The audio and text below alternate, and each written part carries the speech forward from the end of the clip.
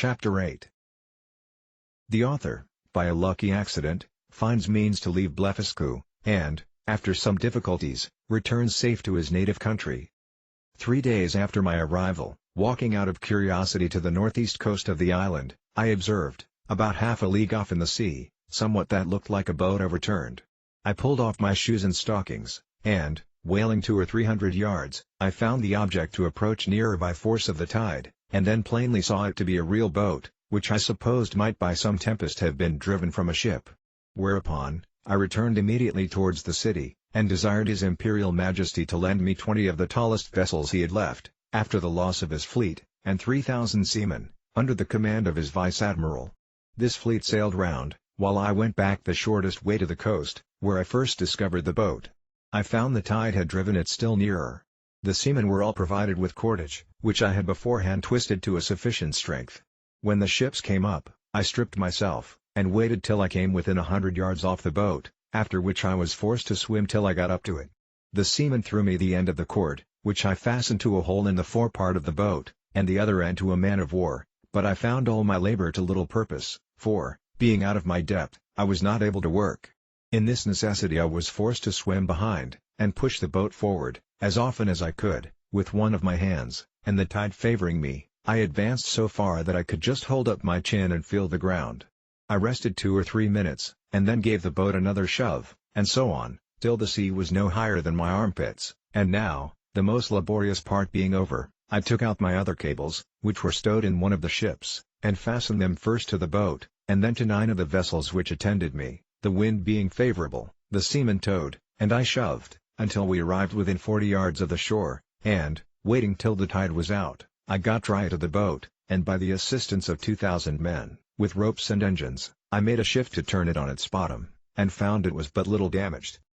I shall not trouble the reader with the difficulties I was under, by the help of certain paddles, which cost me 10 days making, to get my boat to the royal port of Blefuscu, where a mighty concourse of people appeared upon my arrival, full of wonder at the sight of so prodigious a vessel. I told the emperor that my good fortune had thrown this boat in my way, to carry me to some place whence I might return into my native country, and begged His Majesty's orders for getting materials to fit it up, together with his license to depart, which, after some kind expostulations, he was pleased to grant. I did very much wonder, in all this time, not to have heard of any express relating to me from our emperor to the court of Blefuscu.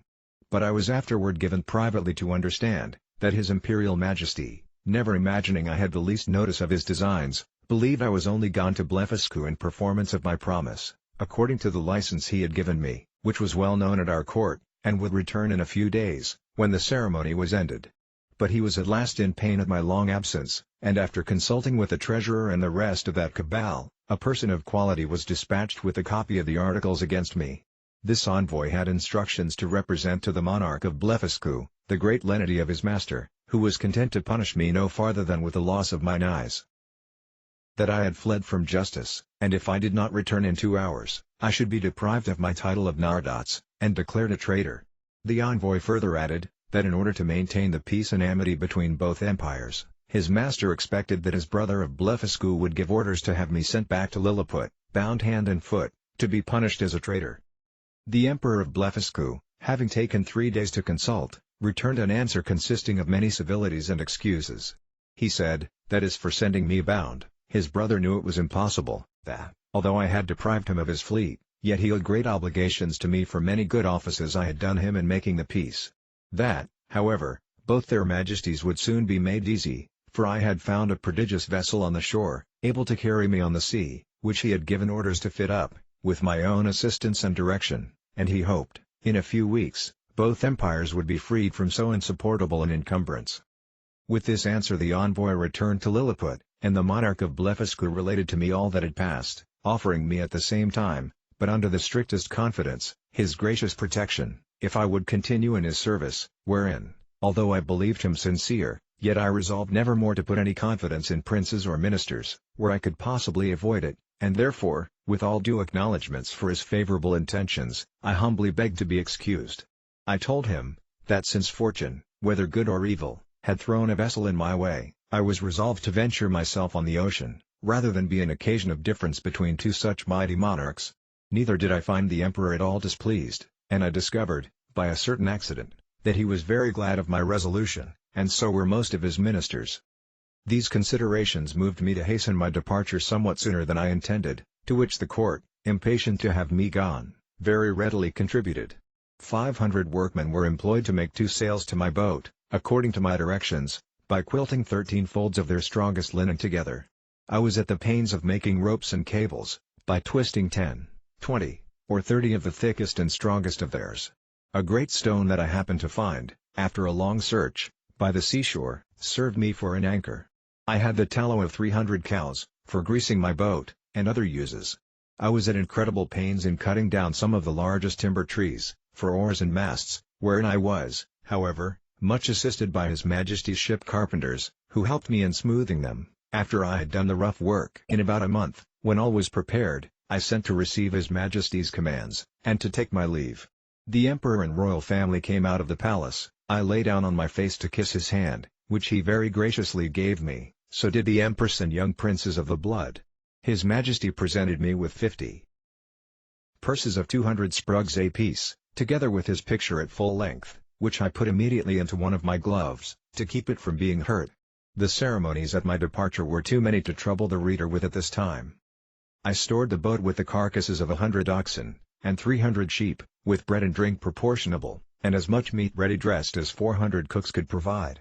I took with me 6 cows and 2 bulls alive, with as many ewes and rams, intending to carry them into my own country, and propagate the breed.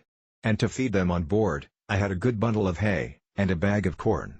I would gladly have taken a dozen of the natives, but this was a thing the Emperor would by no means permit, and, besides a diligent search into my pockets, His Majesty engaged my honor not to carry away any of his subjects, although with their own consent and desire.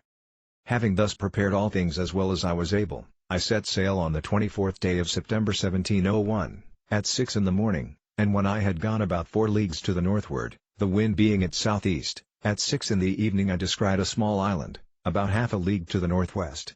I advanced forward, and cast anchor on the lee side of the island, which seemed to be uninhabited.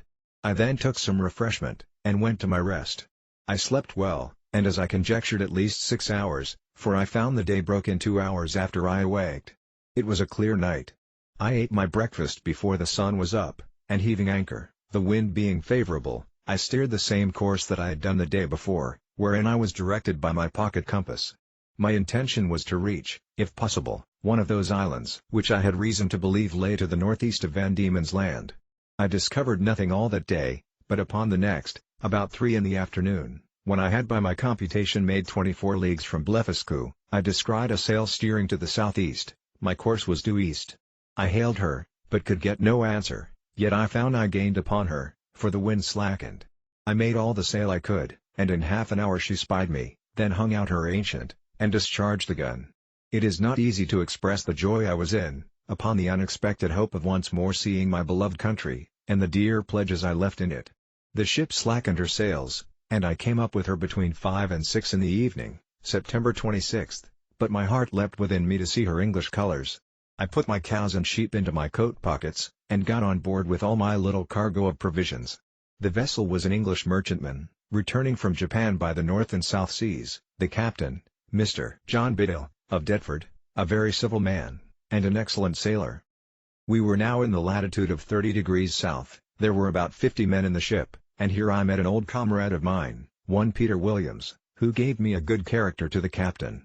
This gentleman treated me with kindness, and desired I would let him know what place I came from last, and whither I was bound, which I did in a few words, but he thought I was raving, and that the dangers I underwent had disturbed my head, whereupon I took my black cattle and sheep out of my pocket, which, after great astonishment, clearly convinced him of my veracity. I then showed him the gold given me by the Emperor of Blefuscu, together with His Majesty's picture at full length, and some other rarities of that country. I gave him 2 purses of 200 sprugs each, and promised, when we arrived in England, to make him a present of a cow and a sheep big with young. I shall not trouble the reader with a particular account of this voyage, which was very prosperous for the most part. We arrived in the Downs on the 13th of April, 1702. I had only one misfortune, that the rats on board carried away one of my sheep. I found her bones in a hole, picked clean from the flesh.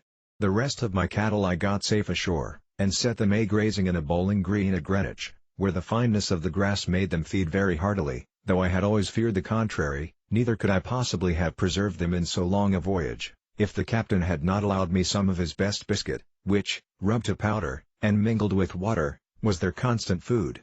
The short time I continued in England, I made a considerable profit by showing my cattle to many persons of quality and others, and before I began my second voyage, I sold them for £600.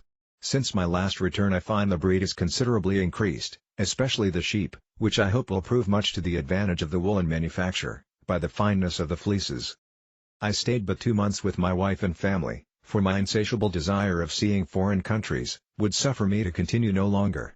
I left £1,500 with my wife, and fixed her in a good house at Redriff. My remaining stock I carried with me, part in money and part in goods, in hopes to improve my fortunes. My eldest uncle John had left me an estate in land, near Epping, of about £30 a year, and I had a long lease of the Black Bull in Fetter Lane, which yielded me as much more, so that I was not in any danger of leaving my family upon the parish. My son Johnny, named so after his uncle, was at the grammar school, and a towardly child. My daughter Betty, who is now well married, and has children, was then at her needlework. I took leave of my wife, and boy and girl, with tears on both sides, and went on board the Adventure, a merchant ship of 300 tons, bound for Surat, Captain John Nicholas, of Liverpool, commander. But my account of this voyage must be referred to the second part of my travels,